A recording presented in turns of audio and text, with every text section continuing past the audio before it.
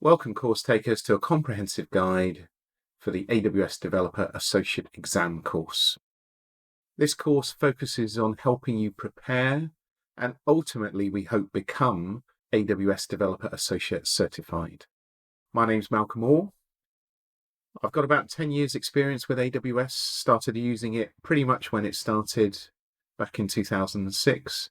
I'm currently the CTO of Lattice Security, a startup focusing on cybersecurity, and also head of technology for DeepView, another startup that uses AI ML for compliance in financial institutions. I've had quite a lot of experience in cloud, from advisory type services with Capgemini, core architecture services for Colt and Cisco, and sort of technology strategy services for Rackspace. So I think I know what I'm talking about. You'll be the final judge of all of that. And I'll be taking you through all of the course. So let's think about the course itself. Well, firstly, who are you? Well, you're probably a DevOps guy, a site reliability engineer, or a developer, but you will definitely be thinking about how do I design, deploy, maintain an application in AWS. And you'll be on the starting path of certification, which is the AWS Developer Associate exam. Now, throughout the course, we'll be using widgets.com as an example. Now, widgets.com is completely fictitious, but it is the largest widgets manufacturer in the world. And we'll see various characters within widgets.com that help us understand some of the operational, the development, and some of the financial aspects of what they're trying to achieve, and help us look at Amazon in those contexts. So what's in the course? Well, the first section, really sections 1 to 5, are an introduction. We start with section 1, where we look at the general certification in AWS. Then we look at the application that we're trying to build for widgets.com. We'll quickly, in section 3, move into security. Now, security is a very important part of Amazon, not only from an exam point of view, but also making your application secure. So we'll spend quite a lot of time on security.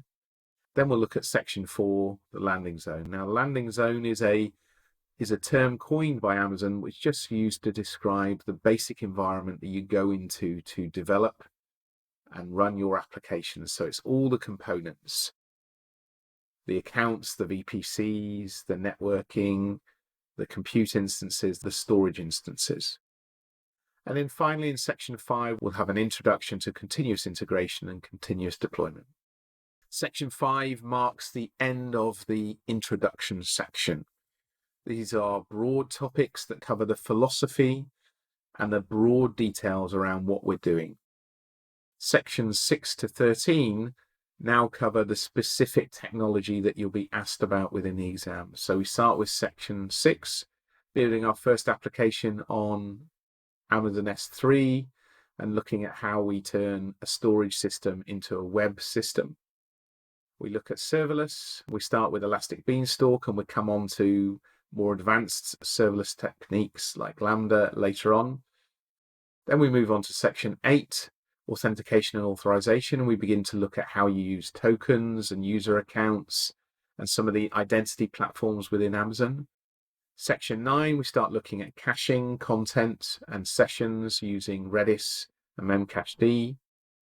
Section 10, we begin to explore the various container platforms and what Docker is. This is a very important section for the exam and for development practices generally. And section 11, we begin to look at how we talk about cloud native generally. So we begin to focus on some of the other aspects of a cloud native platform, and we look at specifically Kubernetes and Lambda. Sections 12 and 13 are now looking more at the operational aspects. So how do we manage secrets and keys successfully and securely within AWS? And then how do we use things like CloudWatch in section 13 to monitor and manage our application?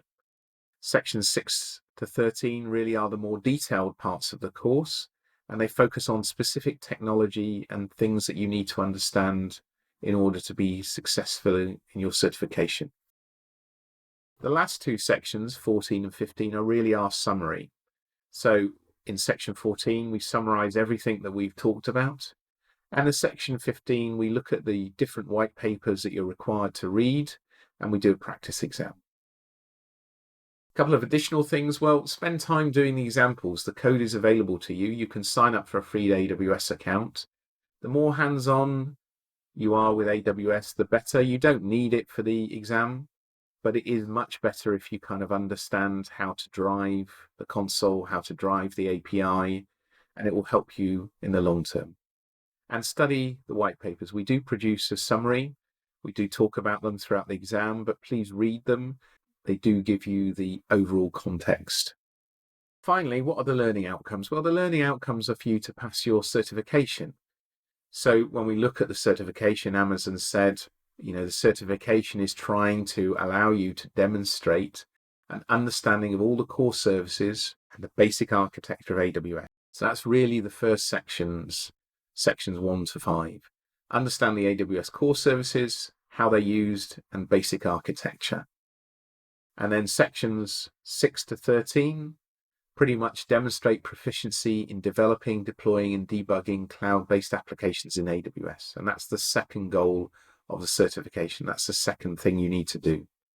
So, learning goals: understand AWS, its core services and architecture, and demonstrate how to use certain applications like S3, DynamoDB, Lambda, Elastic Beanstalk, KMS, Secrets Manager, all these things in Amazon. So if you're ready, let's get started.